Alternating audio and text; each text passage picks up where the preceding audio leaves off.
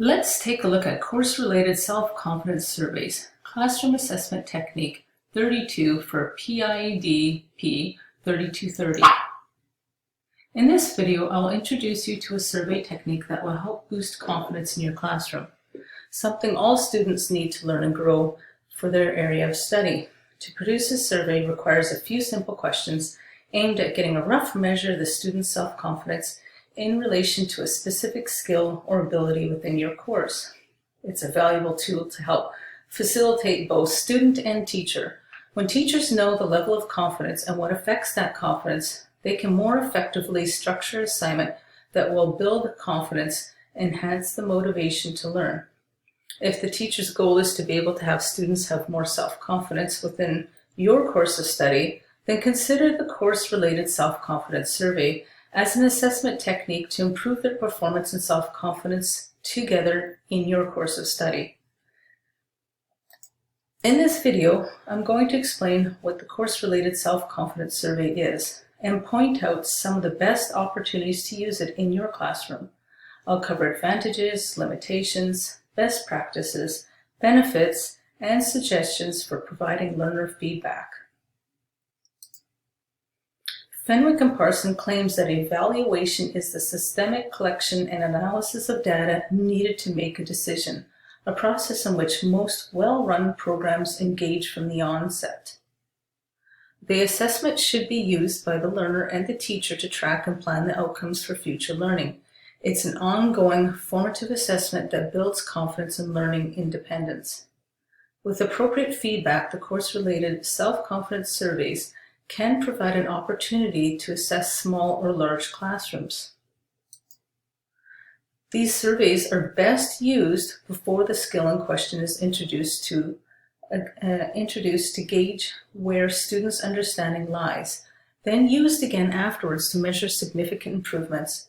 They're useful in courses where students are learning new and unfamiliar skills or skills they failed to learn in previous attempts.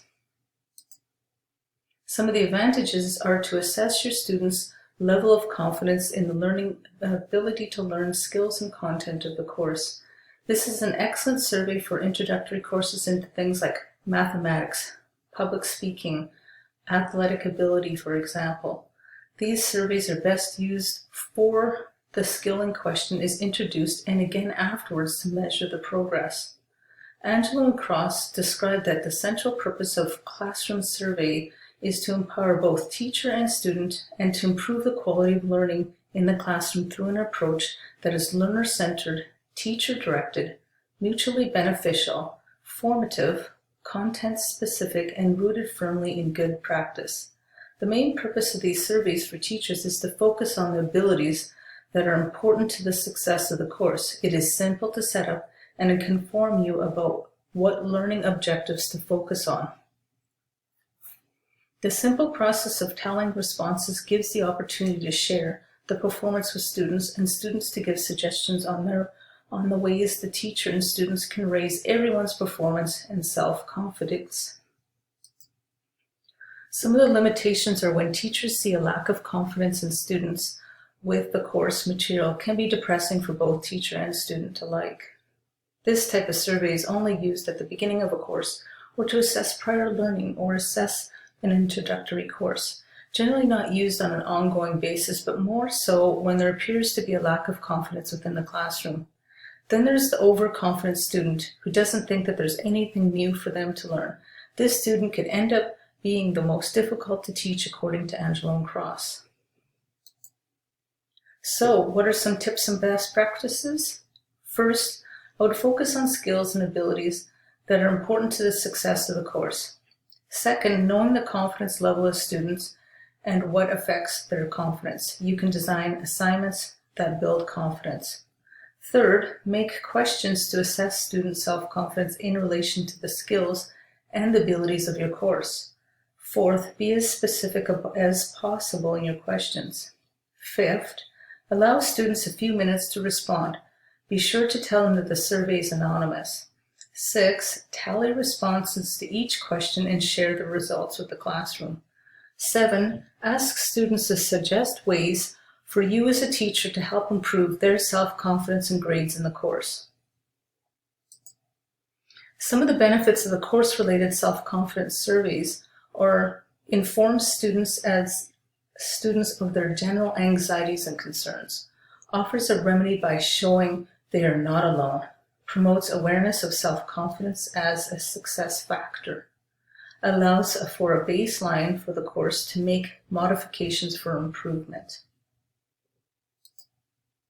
In recent years, research has confirmed that most teachers already knew providing students with meaningful feedback can greatly enhance their learning and achievement.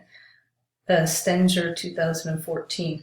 When giving feedback, be as specific as possible. This gives students insight into what to improve on for the next time. It is most effective to give feedback sooner rather than later. Students who receive immediate feedback are able to comprehend the material much sooner. When giving feedback, it should be clear to the students how the information they are receiving will help progress in your course. I hope this brief video on course-related self-confidence surveys has helped you to be able to implement this in your teaching.